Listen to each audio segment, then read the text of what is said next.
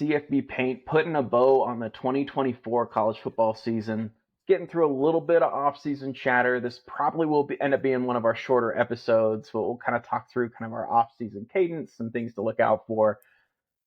I guess maybe we lead off with this. Ohio State won the national championship since we last spoke. Tip my cap to the Buckeyes. It's one of those things that I've got mixed emotions around it. Just things that we've already rehashed. So I don't know if we need to really relitigate too much of this. But it's like, hey, they got a chance because they have an expanded playoff. But part of me is like, you lost to Oregon and you lost to Michigan at home again. That team really deserved to be in the playoff. I mean, with 12 teams, like there's not 12 teams better. Clearly, obviously they went and won it, but that's one of the things that I think I will lament, and probably going forward, we will see, again, a colossal upset in a rivalry game that ended up kind of meaning very little. Yeah. And then NIU beating Notre Dame also ended up meaning pretty little. So it is kind of funny because like the argument is that the playoffs won't make some games as valuable or make the regular season as valuable, but in some cases it does. It just makes it more valuable to more teams, right? Because people like Ole Miss, people like who else just barely made it in? Boise State and those like some of these teams. Boise State, SMU, yeah, Clemson. Like, those games matter somewhat if you're on the bubble, but if you are already firmly in, then now we're going. Yeah, you make a good point. Maybe it changes which games are important. Yeah, true. And to be honest, though, I kind of like a game when it's like, oh, you're an all-star perennial team. You better beat those little podunk people. If you don't, then you're gonna face the wrath of the voters. And now it's like, oh, you lost to NIU, no big deal. You lost to Michigan, no big deal. You lost to Yeah, and I think in my head, another kind of component to that is like, I think in theory, I liked the idea of like, hey, that team maybe stumbled early, but down the stretch, like they've won 6 or 7 in a row, are winning by pretty impressive margins. Mm-hmm. That team deserves to have a crack at it. But again, Ohio State lost their very last game before the playoff to Michigan, a bad team at home. Like, I've just got mixed emotions about it. And what would have happened with Ryan Day if they don't win the national championship, right? Like, his head was on a platter 4 weeks ago before the end of the year, and then he won the title, and his head is all now awesome extension, etc. But like, if he had that championship game, I mean, they're clearly the best talented team. They took it to another year. It's almost like they didn't care about the regular season, which is entirely what I don't want to see. Like, because that team, if that team was capable of playing that way, they could have played that way all year and just demolished teams. But they didn't care. It seemed like maybe, I don't know.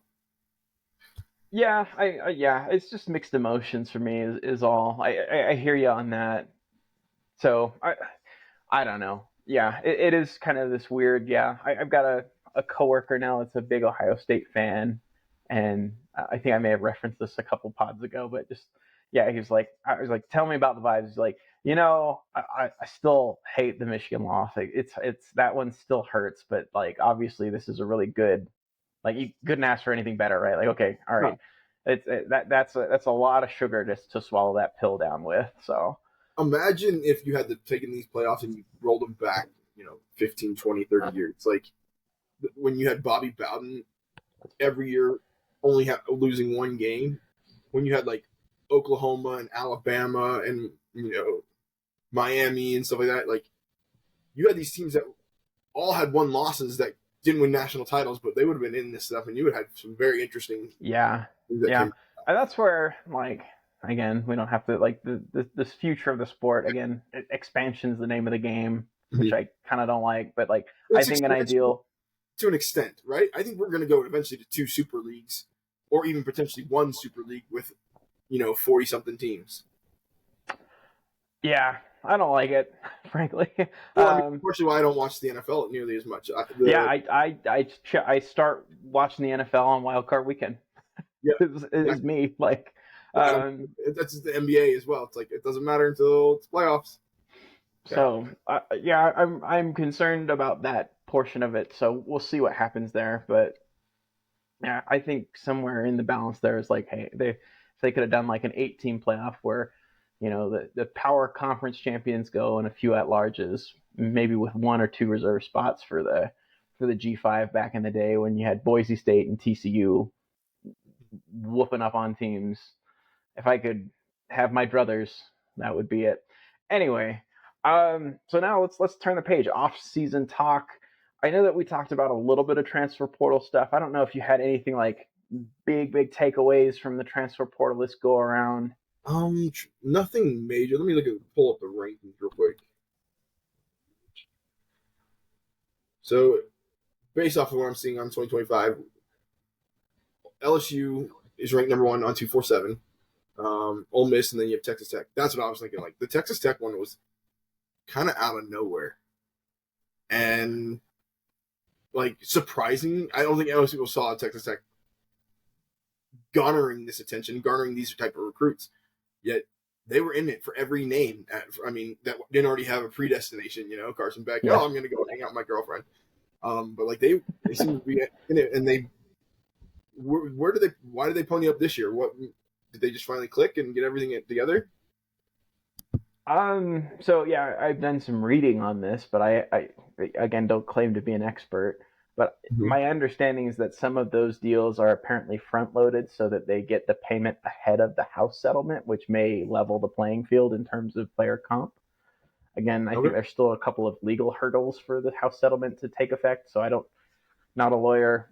We're not here to kind of we'll discuss the ramifications of those things rather than try and prognosticate on exactly how things play out. But I think that was the thought process: is they have money in their collective right now that may end up kind of getting locked up in there, or may have to be redistributed to the donors if there is a kind of a hard cap put in place. So why don't we go ahead and pay out that money between now and the house settlement taking place, which I think is also considerably after, like a good deal after the spring portal closes. So I think that my understanding, and this is very removed from it, but I think that they're saying like, hey, we'll pay a large portion of that after the spring window closes. We'll get that money to you before the house settlements in fact, and so they have kind of an inflated cap this year. But if there is a hard cap going forward, then the playing field's level. And I read something.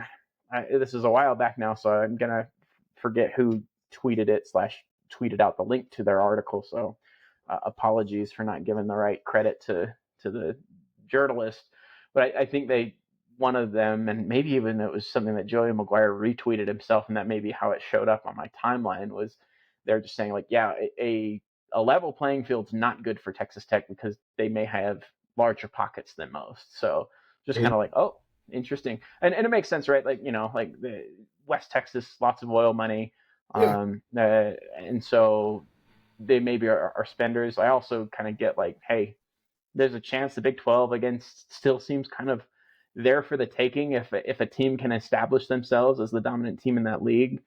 Uh, Texas Tech had kind of a disappointing year in my eye. I kind of had looked at this past year as an opportunity for them to take that next step. They didn't quite do it. So I think this is their chips in year with Joey McGuire. And if it doesn't work, then you got to start looking around maybe a little bit. Again, I'm a big Joey McGuire fan. I still think they'll do things. I think that they're one of the front runners in that league. But yeah, they're the big headline of like transfer window one for me. LSU again, big spenders. They've done that to certain degrees over the last couple of years. I think it was 2 years ago they had a pretty heavy portal class. This past time being like the same time of year 2024. I think this is when Brian Kelly said we're not buying players, and I think he may have come to regret that in the last 12 months, and so they're changing course this go around. can't blame them honestly. Like, Yeah. no, that's another story. Like, okay, Ole Miss went all in last year. They missed the playoffs. They go all in again this year. Can they make the playoffs? We'll see.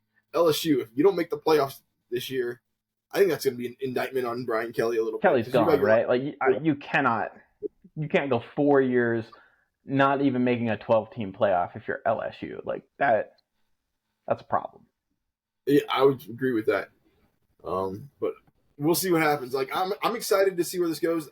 I can't wait till we eventually start getting contracts where it's like extended contracts to keep players on the team. Like, oh, you're going to sign a 2-year contract, or we'll sign you to a 4-year contract. Continuity, I think, is going to be important for people to keep caring. Yeah. Yeah, exactly. Yeah.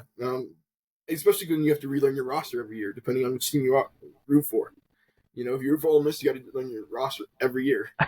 Or say we same thing. Yep. It's like, oh, Get some flashcards with numbers and names and go through them.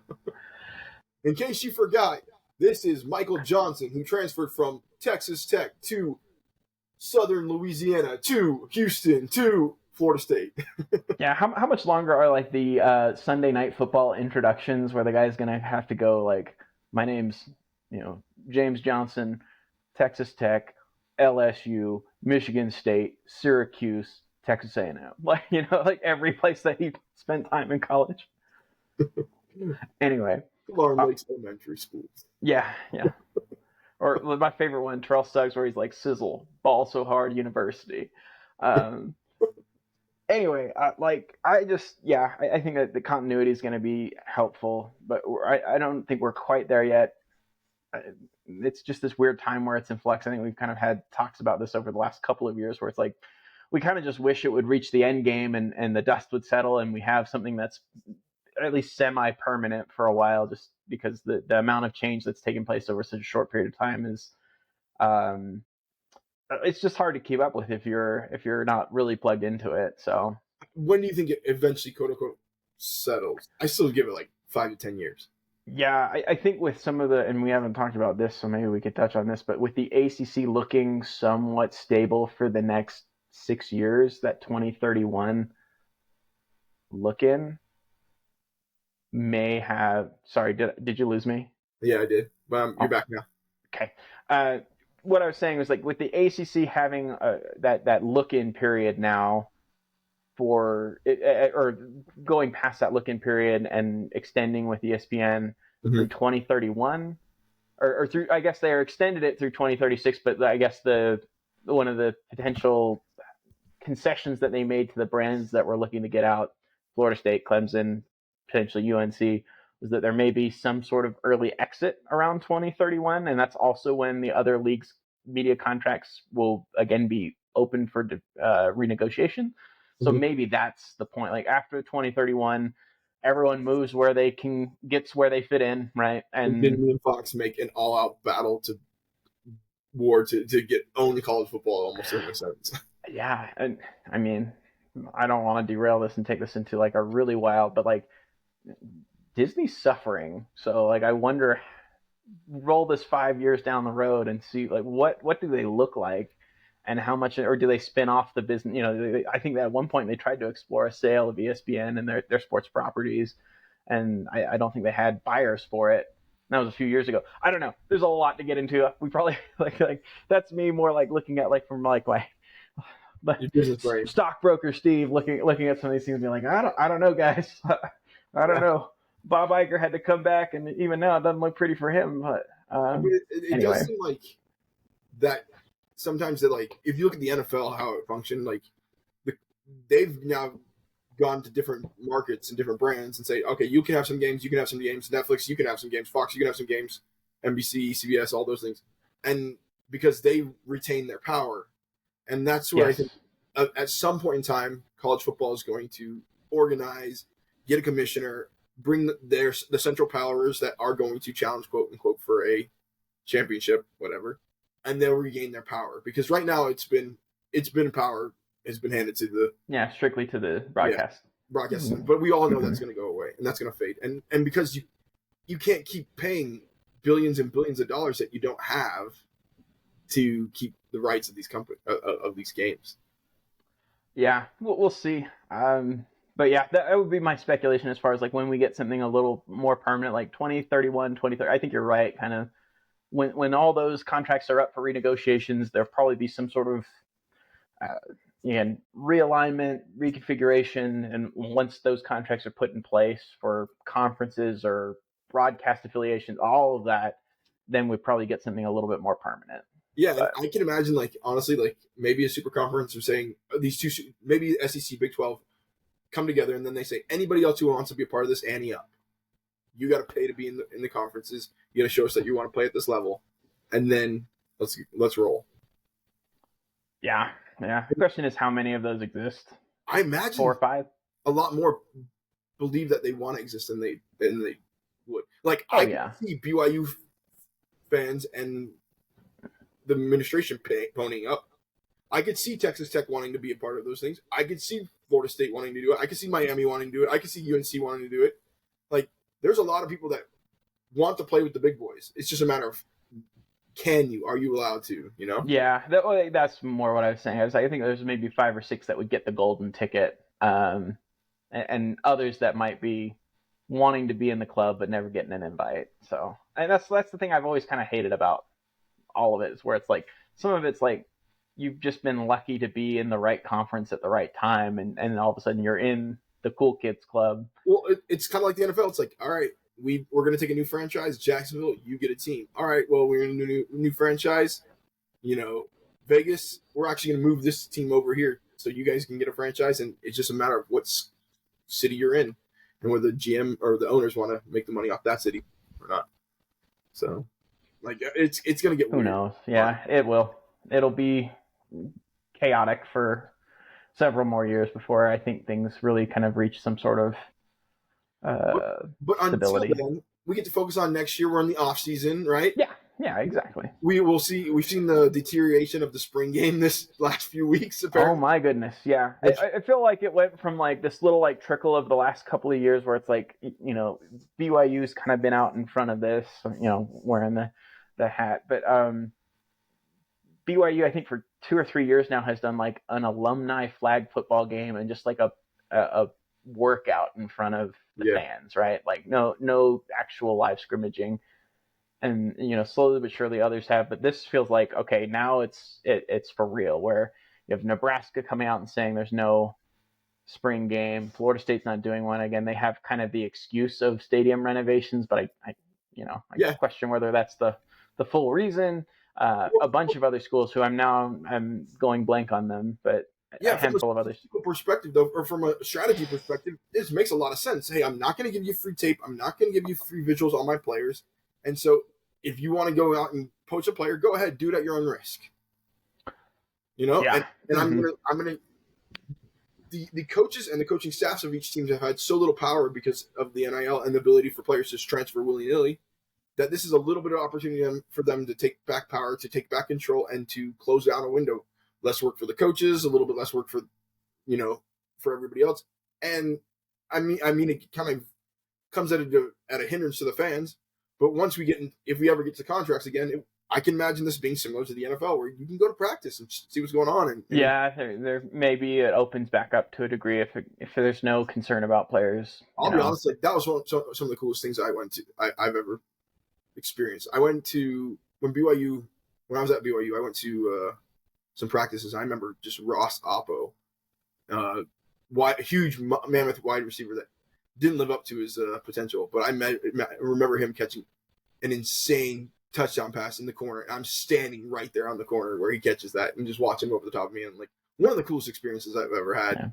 Yeah. He's now a wide receiver trainer, and works with a lot of good guys. So yeah, and like honestly, like maybe not the exact dream he had, but still I think a happy ending for Ross. Yeah, and I like that's what I want to do is be able to be close to a fan. And I lament not seeing spring games, but I also would love to be more access to practice if that was at all possible. Oh yeah. Yeah, so that one's kind of an interesting development too. I don't really have a ton else on my bingo card here.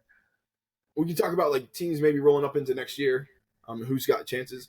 Last year, Oh yeah, sure. Started, I think it was like right after the season ended. I said you need to go put money on Ohio State, Georgia, and Texas. You might be able to add a few other items in people's consideration of maybe Oregon and Alabama. But I said if you put money down on those 3 teams, and you put like an even money, and one of those 3 teams hit, you'd be killing it.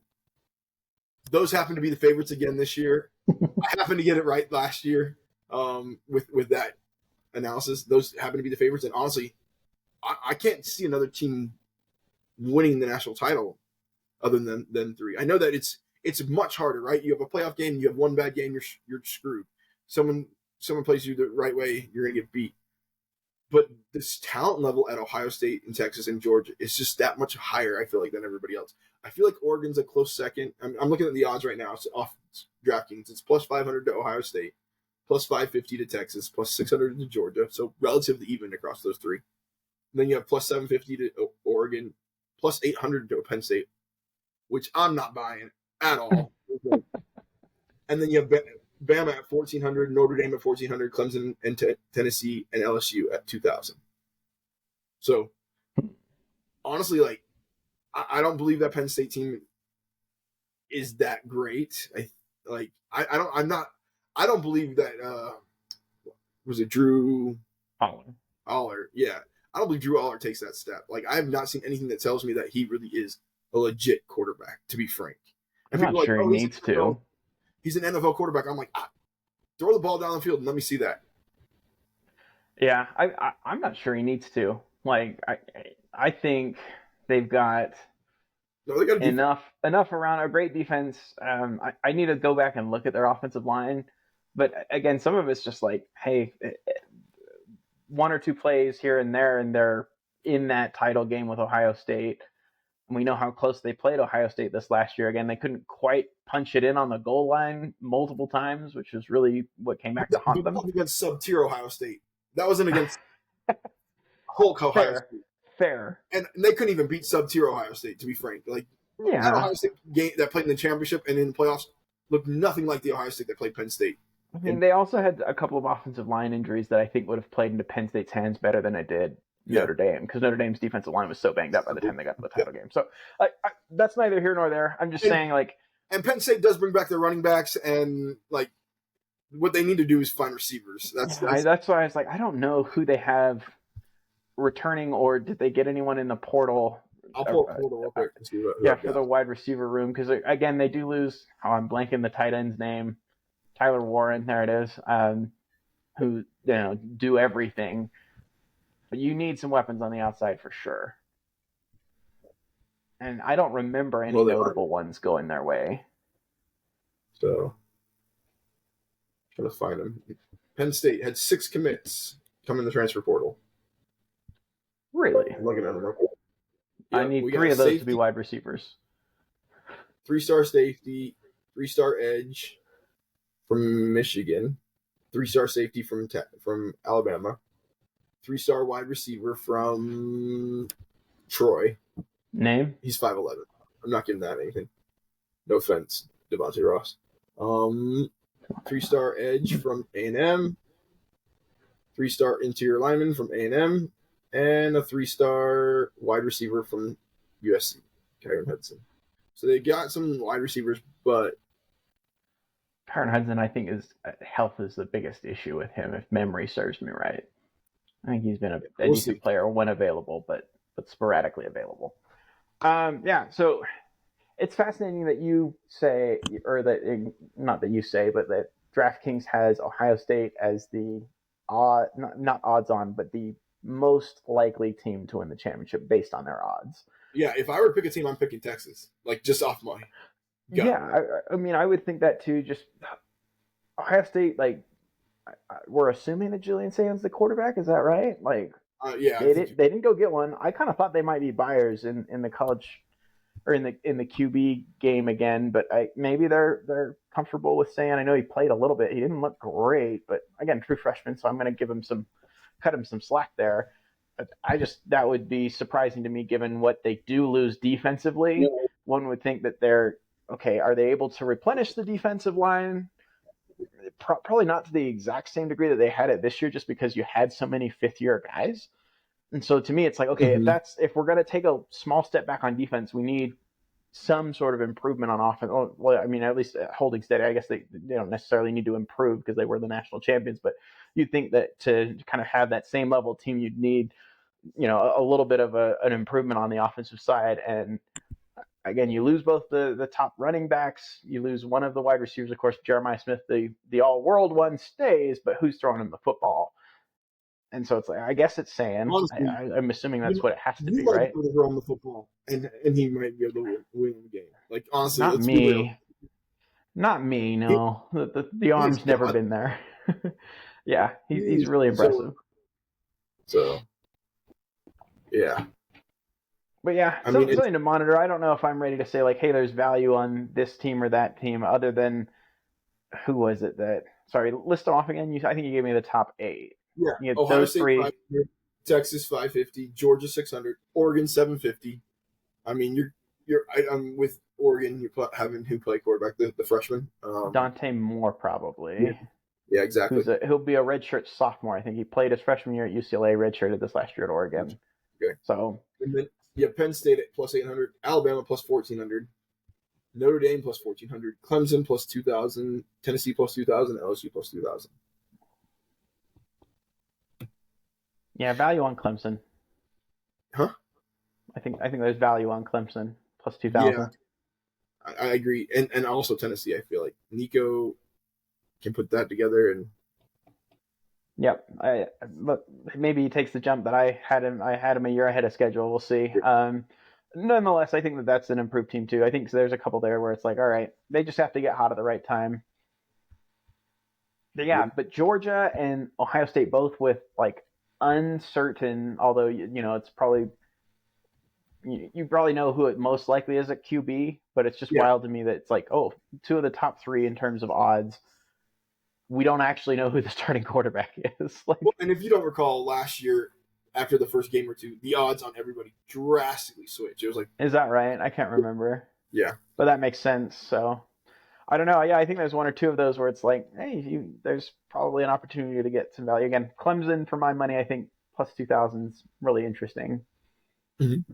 and you could probably even like I don't even know what they call it, where you like basically give in the ticket early for an early payout at a lower rate.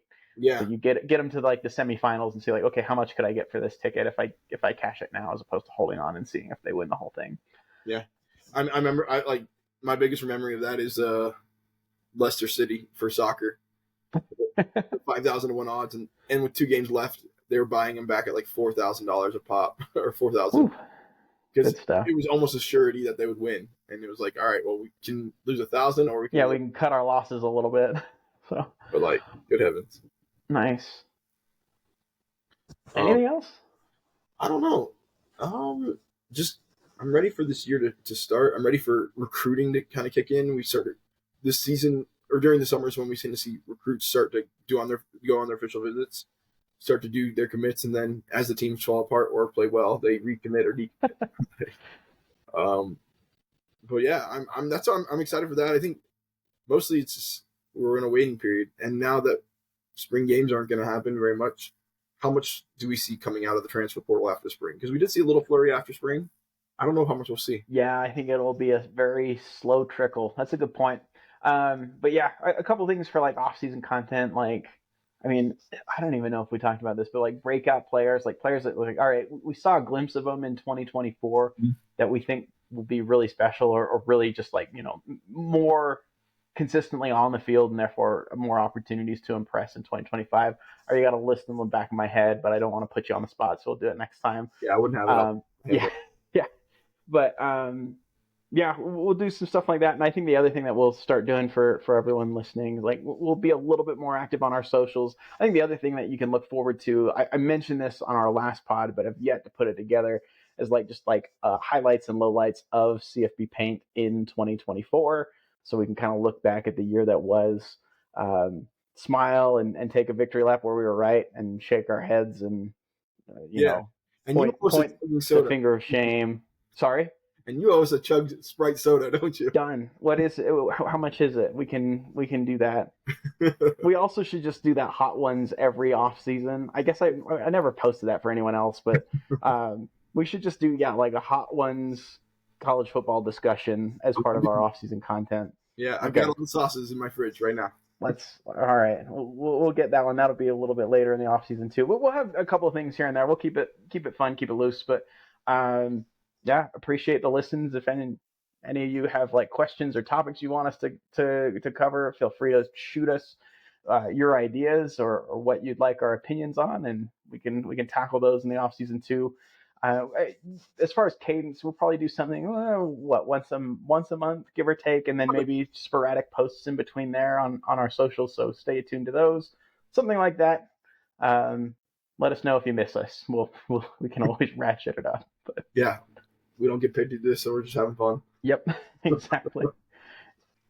All right, man. Well, that'll be it. We'll wrap there. 30 minutes almost on the nose. Thanks, everyone, and we'll see you next time. Later. Peace.